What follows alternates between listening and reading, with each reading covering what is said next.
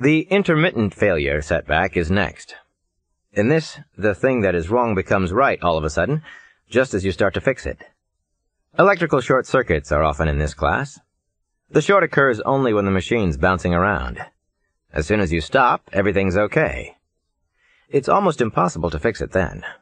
All you can do is try to get it to go wrong again, and if it won't, forget it. Intermittents become gumption traps when they fool you into thinking you've really got the machine fixed. It's always a good idea on any job to wait a few hundred miles before coming to that conclusion. They're discouraging when they crop up again and again, but when they do, you're no worse off than someone who goes to a commercial mechanic. In fact, you're better off. They're much more of a gumption trap for the owner who has to drive his machine to the shop again and again and never get satisfaction. On your own machine, you can study them over a long period of time, something a commercial mechanic can't do, and you can just carry around the tools you think you'll need until the intermittent happens again. And then, when it happens, stop and work on it. When intermittents recur, try to correlate them with other things the cycle is doing.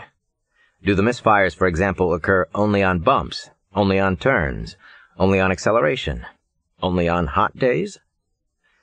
These correlations are clues for cause and effect hypotheses. In some intermittents, you have to resign yourself to a long fishing expedition. But no matter how tedious that gets, it's never as tedious as taking the machine to a commercial mechanic 5 times. I'm tempted to go into long detail about intermittents I have known, with a blow-by-blow description of how these were solved. But this gets like those fishing stories, of interest mainly to the fisherman, who doesn't quite catch on to why everyone yawns. He enjoyed it. Next to misassemblies and intermittents, I think the most common external gumption trap is the parts setback. Here a person who does his own work can get depressed in a number of ways. Parts are something you never plan on buying when you originally get the machine. Dealers like to keep their inventories small. Wholesalers are slow and always understaffed in the spring when everybody buys motorcycle parts. The pricing on parts is the second part of this gumption trap. It's a well-known industrial policy to price the original equipment competitively because the customer can always go somewhere else. But on parts, to overprice and clean up. The price of the part is not only jacked up way beyond its new price, you get a special price because you're not a commercial mechanic. This is a sly arrangement that allows the commercial mechanic to get rich by putting in parts that aren't needed. One more hurdle yet. The part may not fit. Parts lists always contain mistakes. Make and model changes are confusing. Out-of-tolerance parts runs sometimes get through quality control because there's no operating checkout at the factory. Some of the parts you buy are made by specialty houses who don't have access to the engineering data needed to make them right. Sometimes they get confused about make and model changes. Sometimes the parts man you're dealing with jots down the wrong number. Sometimes you don't give him the right identification. But it's always a major gumption trap to get all the way home and discover that a new part won't work. The parts traps may be overcome by a combination of a number of techniques. First, if there's more than one supplier in town, by all means choose the one with the most cooperative parts man. Get to know him on a first-name basis. Often he will have been a mechanic once himself, and can provide a lot of information you need. Keep an eye out for price cutters and give them a try. Some of them have good deals. Auto stores and mail-order houses frequently stock the commoner cycle parts at prices way below those of the cycle dealers. You can buy roller chain from chain manufacturers, for example, at way below the inflated cycle shop prices. Always take the old part with you to prevent getting a wrong part. Take along some machinist's calipers for comparing dimensions. Finally, if you're as exasperated as I am by the parts problem and have some money to invest, you can take up the really fascinating hobby of machining your own parts. I have a little 6 by 18-inch lathe with a milling attachment and a full complement of welding equipment, arc, hella-arc, gas, and mini-gas, for this kind of work. With the welding equipment, you can build up worn surfaces with better-than-original metal and then machine it back to tolerance with carbide tools. You can't really believe how versatile that lathe plus milling plus welding arrangement is until you've used it. If you can't do the job directly, you can always make something that will do it.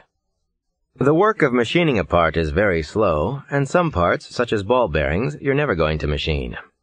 But you'd be amazed at how you can modify parts designs so that you can make them with your equipment, and the work isn't nearly as slow or frustrating as a wait for some smirking parts man to send away to the factory. And the work is gumption building, not gumption destroying. To run a cycle with parts in it you've made yourself gives you a special feeling you can't possibly get from strictly store-bought parts. We've come to the sage and sand of the desert, and the engine started to sputter. I switched to the reserve gas tank and study the map. We fill up at a town called Unity, and down the hot black road, through the sagebrush we go. Well, those were the commonest setbacks I can think of: out-of-sequence reassembly, intermittent failure, and parts problems. But although setbacks are the commonest gumption traps, they're only the external cause of gumption loss. Time now to consider some of the internal gumption traps that operate at the same time. As the course description of gumptionology indicated, this internal part of the field can be broken down into three main types of internal gumption traps. Those that block affective understanding, called value traps, those that block cognitive understanding, called truth traps, and those that block psychomotor behavior, called muscle traps. The value traps are by far the largest and the most dangerous group. Of the value traps, the most widespread and pernicious is value rigidity. This is an inability to revalue what one sees because of commitment to previous values. In motorcycle maintenance, you must rediscover what you do as you go. Rigid values make this impossible. The typical situation is that the motorcycle doesn't work. The facts are there, but you don't see them. You're looking right at them, but you don't yet have enough value. Quality, value, creates the subjects and objects of the world. The facts do not exist until value has created them. If your values are rigid, you can't really learn new facts. This often shows up in premature diagnosis, when you're sure you know what the trouble is, and then when it isn't, you're stuck. Then you've got to find some new clues, but before you can find them, you've got to clear your head of old opinions. If you're plagued with value rigidity, you can fail to see the real answer even when it's staring you right in the face, because you can't see the new answer's importance. The birth of a new fact is always a wonderful thing to experience. It's dualistically called a discovery because of the presumption that it has an existence independent of anyone's awareness of it. When it comes along, it always has, at first, a low value. Then, depending on the value-looseness of the observer and the potential quality of the fact, its value increases, either slowly or rapidly, or the value wanes and the fact disappears. The overwhelming majority of facts, the sights and sounds that are around us every second, and the relationships among them, and everything in our memory, these have no quality, in fact, have a negative quality.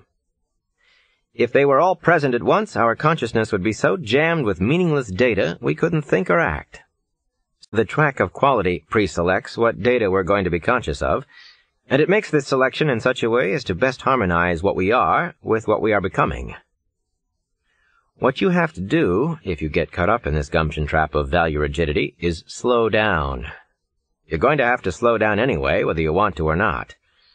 But slow down deliberately and go over ground that you've been over before to see if the things you thought were important were really important, and to, well, just stare at the machine. There's nothing wrong with that. Just live with it for a while. Watch it the way you watch a line when fishing, and before long, as sure as you live, you'll get a little nibble, a little fact, asking in a timid, humble way if you're interested in it. That's the way the world keeps on happening. Be interested in it. At first try to understand this new fact, not so much in terms of your big problem, as for its own sake. That problem may not be as big as you think it is, and that fact may not be as small as you think it is. It may not be the fact that you want, but at least you should be very sure of that before you send the fact away.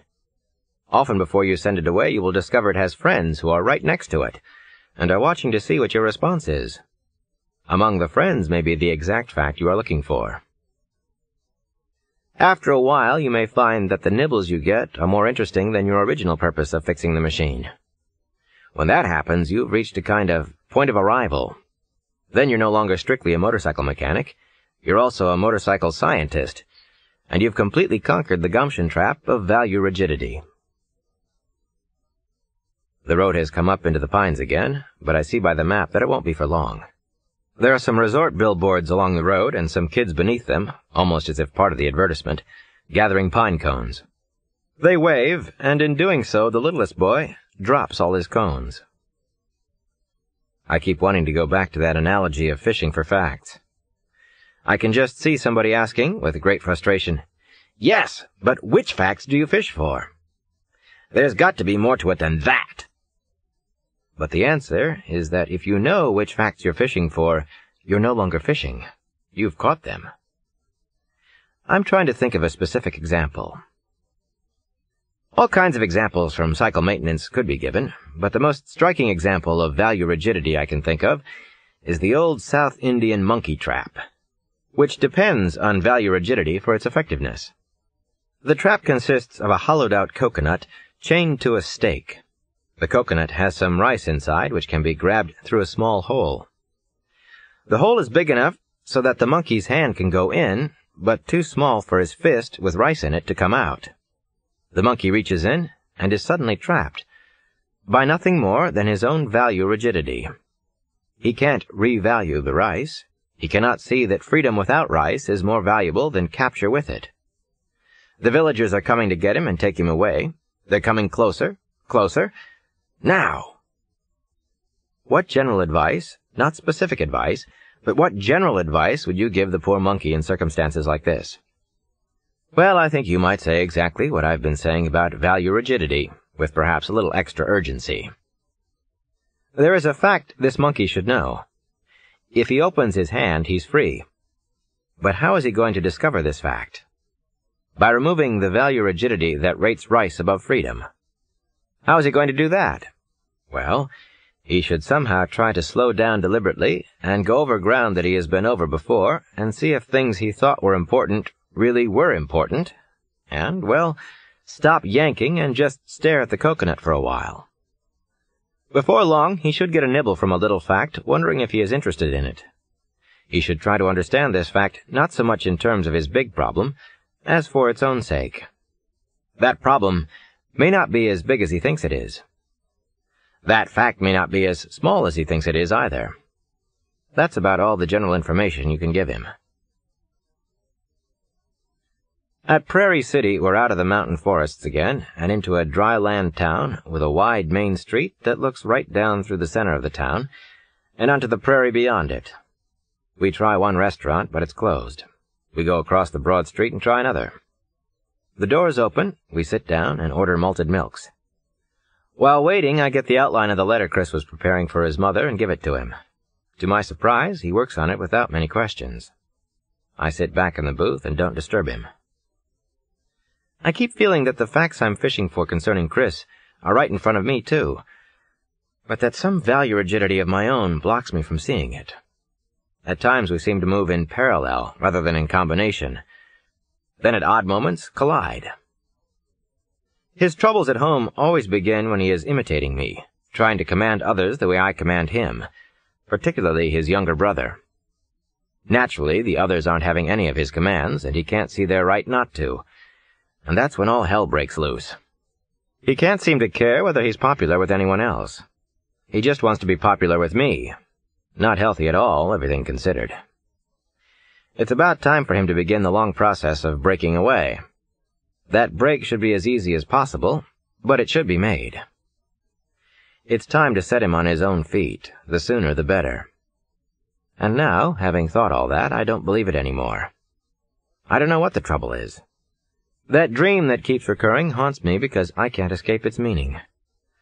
I'm forever on the other side of a glass door from him, which I don't open. He wants me to open it, and before I always turned away.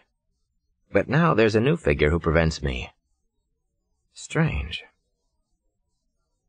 After a while, Chris says he's tired of writing. We get up, I pay at the counter, and we leave. On the road now, and talking about traps again. The next one is important. It's the internal gumption trap of ego. Ego isn't entirely separate from value rigidity, but one of the many causes of it. If you have a high evaluation of yourself, then your ability to recognize new facts is weakened. Your ego isolates you from the quality reality. When the facts show that you've just goofed, you're not as likely to admit it. When false information makes you look good, you're likely to believe it. On any mechanical repair job, ego comes in for rough treatment. You're always being fooled, you're always making mistakes, and a mechanic who has a big ego to defend is at a terrific disadvantage. If you know enough mechanics to think of them as a group, and your observations coincide with mine, I think you'll agree that mechanics tend to be rather modest and quiet. There are exceptions, but generally if they're not quiet and modest at first, the work seems to make them that way. And skeptical. Attentive, but skeptical. But not egoistic. There's no way to bullshit your way into looking good on a mechanical repair job except with someone who doesn't know what you're doing. I was going to say that the machine doesn't respond to your personality, but it does respond to your personality. It's just that the personality that it responds to is your real personality, the one that genuinely feels and reasons and acts, rather than any false, blown-up personality images your ego may conjure up. These false images are deflated so rapidly and completely, you're bound to be very discouraged very soon, if you've derived your gumption from ego rather than quality. If modesty doesn't come easily or naturally to you, one way out of this trap is to fake the attitude of modesty anyway. If you just deliberately assume you're not much good, then your gumption gets a boost when the facts prove this assumption is correct. This way, you can keep going until the time comes when the facts prove this assumption is incorrect. Anxiety, the next gumption trap, is sort of the opposite of ego. You're so sure you'll do everything wrong, you're afraid to do anything at all. Often this, rather than laziness, is the real reason you find it hard to get started. This gumption trap of anxiety, which results from overmotivation, can lead to all kinds of errors of excessive fussiness. You fix things that don't need fixing, and chase after imaginary ailments. You jump to wild conclusions and build all kinds of errors into the machine because of your own nervousness. These errors, when made, tend to confirm your original underestimation of yourself. This leads to more errors, which lead to more underestimation, in a self-stoking cycle. The best way to break this cycle, I think, is to work out your anxieties on paper. Read every book and magazine you can on the subject. Your anxiety makes this easy, and the more you read, the more you calm down. You should remember that it's peace of mind you're after, and not just a fixed machine. When beginning a repair job, you can list everything you're going to do on little slips of paper, which you then organize into proper sequence. You discover that you organize and then reorganize the sequence again and again as more and more ideas come to you. The time spent this way usually more than pays for itself in time saved in the machine, and prevents you from doing fidgety things that create problems later on. You can reduce your anxiety somewhat by facing the fact that there isn't a mechanic alive who doesn't louse up a job once in a while. The main difference between you and the commercial mechanics is that when they do it, you don't hear about it. Just pay for it in additional costs prorated through all your bills. When you make the mistakes yourself, you at least get the benefit of some education. Boredom is the next gumption trap that comes to mind. This is the opposite of anxiety and commonly goes with ego problems. Boredom means you're off the quality track, you're not seeing things freshly, you've lost your beginner's mind, and your motorcycle is in great danger. Boredom means your gumption supply is low and must be replenished before anything else is done. When you're bored, stop. Go to a show. Turn on the TV. Call it a day. Do anything but work on that machine. If you don't stop, the next thing that happens is the big mistake. And then all the boredom plus the big mistake combine together in one Sunday punch to knock all the gumption out of you, and you are really stopped. My favorite cure for boredom is sleep. It's very easy to get to sleep when bored, and very hard to get bored after a long rest. My next favorite is coffee. I usually keep a pot plugged in while working on the machine. If these don't work, it may mean deeper quality problems are bothering you and distracting you from what's before you. The boredom is a signal that you should turn your attention to these problems. That's what you're doing anyway, and control them before continuing on the motorcycle. For me, the most boring task is cleaning the machine. It seems like such a waste of time. It just gets dirty again the first time you ride it. John always kept his BMW spick and span. It really did look nice, while mine's always a little ratty, it seems. That's the classical mind at work. Runs fine inside, but looks dingy on the surface. One solution to boredom on certain kinds of jobs, such as greasing and oil changing and tuning, is to turn them into a kind of ritual. There's an aesthetic to doing things that are unfamiliar, and another aesthetic to doing things that are familiar. I have heard that there are two kinds of welders: production welders, who don't like tricky setups and enjoy doing the same thing over and over again, and maintenance welders, who hate it when they have to do the same job twice. The advice was that if you hire a welder, make sure which kind he is, because they're not interchangeable. I'm in that latter class, and it's probably why I enjoy troubleshooting more than most and dislike cleaning more than most. But I can do both when I have to, and so can anyone else. When cleaning, I do it the way most people go to church. Not so much to discover anything new, although I'm alert for new things, but mainly to reacquaint myself with the familiar. It's nice sometimes to go over familiar paths. Zen has something to say about boredom. Its main practice of just sitting has got to be the world's most boring activity.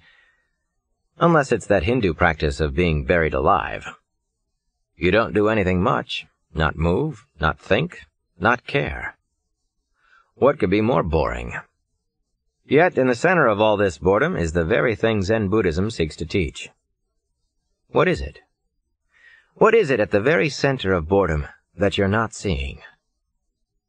Impatience is close to boredom, but always results from one cause: an underestimation of the amount of time the job will take. You never really know what will come up, and very few jobs get done as quickly as planned. Impatience is the first reaction against a setback, and can soon turn to anger if you're not careful. Impatience is best handled by allowing an indefinite time for the job, particularly new jobs that require unfamiliar techniques. By doubling the allotted time when circumstances force time planning, and by scaling down the scope of what you want to do. Overall goals must be scaled down in importance, and immediate goals must be scaled up. This requires value flexibility, and the value shift is usually accompanied by some loss of gumption, but it's a sacrifice that must be made. It's nothing like the loss of gumption that will occur if a big mistake caused by impatience occurs. My favorite scaling down exercise is cleaning up nuts and bolts and studs and tapped holes. I've got a phobia about crossed or jimmied or rust-jammed or dirt-jammed threads that cause nuts to turn slow or hard. And when I find one, I take its dimensions with a thread gauge and calipers, get out the taps and dies, recut the threads on it, then examine it and oil it, and I have a whole new perspective on patience. Another one is cleaning up tools that have been used and not put away and are cluttering up the place. This is a good one because one of the first warning signs of impatience is frustration at not being able to lay your hand on the tool you need right away. If you just stop and put the tools away neatly, you will both find the tool and also scale down your impatience without wasting time or endangering the work. We're pulling into Dayville, and my rear end feels like it's turned to concrete. Well, that about does it for value traps. There's a whole lot more of them, of course. I've really only just touched on the subject to show what's there. Almost any mechanic could fill you in for hours on value traps he's discovered that I don't know anything about. You're bound to discover plenty of them for yourself on almost every job. Perhaps the best single thing to learn is to recognize a value trap when you're in it and work on that before you continue on the machine.